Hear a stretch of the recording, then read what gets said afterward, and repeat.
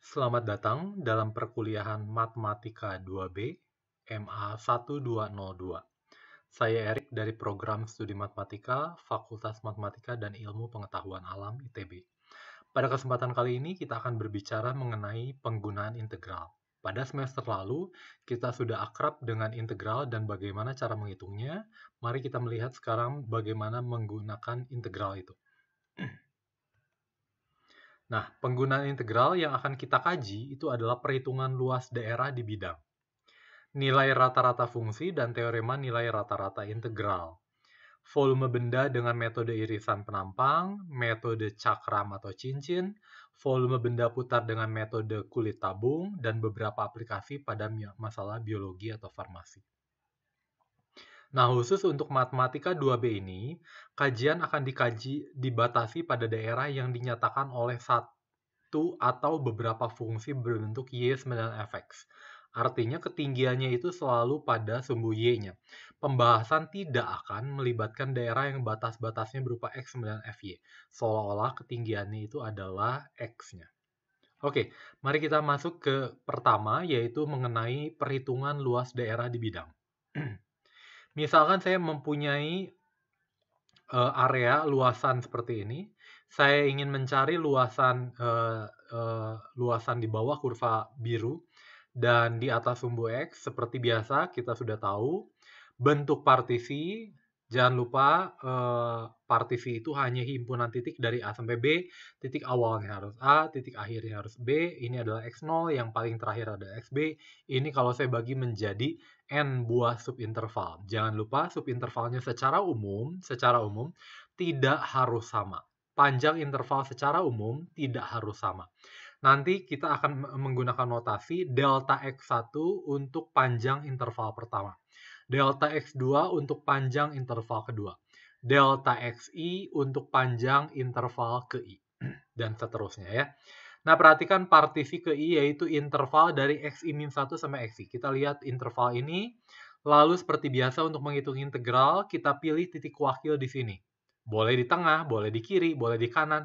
Kalau kamu masih ingat, di kiri itu nanti berkaitan dengan riman kiri, di kanan terkait dengan riman kanan, di tengah riman tengah, dan secara umum tidak harus di tengah, kiri, atau di kanannya. Pilih XI bar, ini adalah wakil titik di antara XI-1, wakil titik di interval XI-1 sampai XI. Bentuk persegi panjang dengan ketinggiannya itu adalah ketinggian di titik wakil, FXI bar. Oke ya, jadi saya punya elemen luasnya itu adalah ini, elemen luas, delta LI. Elemen luas itu adalah luas, ya elemen luas ya ini. Luasnya itu diberikan oleh delta XI. Delta XI, jangan lupa panjang lebarnya itu, lebar dari subinterval itu tidak harus sama. Dalam hal ini adalah delta XI adalah panjang interval ke I, panjang interval ke I. Dikali dengan ketinggiannya itu adalah nilai fungsi F di titik wakilnya. Ini menjadi luas elemen. Dan luas kepingnya itu diberikan oleh apa? Jumlahkan seluruh elemen luasnya dari I1, interval 1 sampai interval N, lalu lihat limitnya untuk ini kita sebut norma partisi menuju 0. Ingat, yang dimaksud dengan norma partisi adalah panjang partisi yang paling panjang. Kalau dalam hal ini, ini yang paling panjang. Ini harus menuju 0. Kalau ini menuju 0, kamu bisa bayangkan yang lebih kecil dari ini pasti akan menuju 0 juga. Nah, limit dengan norma partisi menuju 0 ini, untuk jumlahan Riemann ini, yang kita sebut adalah integral AB fx dx. Oke ya, jadi ini menghitung ini cukup nanti pada akhirnya itu menghitung integral fx dx, dan fx-nya adalah ini. Yang paling bawahnya itu adalah tentunya adalah sumbu X-nya sendiri. Jadi saya limit ini nanti akan berubah menjadi integral, fxi akan berubah menjadi fx, dan delta xi berubah menjadi dx. Oke. Selanjutnya kita coba menghitung luas daerah yang dibatasi oleh grafik fx 9 x pangkat 3 per 6 ditambah x kuadrat tambah 2 dan garis x 9 0 dan garis 9 x 9 2 dan sumbu x. Mari kita melihat. Ini ya, hitung luas daerah yang dibatasi oleh ini. Jadi saya sudah tahu, ini semuanya di atas sumbu X. Aman. X-nya sama dengan 0, X sama dengan 2. X-nya mulai dari 0,2. Oke, X-nya mulai dari 0,2 di sini ya, bukan 0 dan 2. Sumbu X. Jadi ini partisinya X0, 2 sampai akhirnya 2. Perhatikan elemen partisi ke I adalah XI-1, I. Pilih titik wakilnya, ini adalah ini, maka bentuk persegi panjangnya adalah Fxi bar, dan lebarnya adalah delta Xi, adalah Xi dikurangi Xi-1. Maka luas elemennya itu, luas elemen, satu elemen di sini, adalah delta Li, adalah F dari Xi bar, maaf, dikali dengan delta Xi. Jadi saya punya, ini akan berubah menjadi jumlahan dari ini dengan limit norma partisi menuju 0.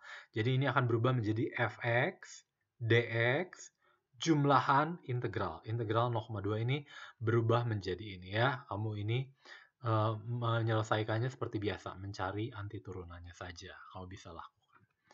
Oke, selanjutnya mari kita lihat.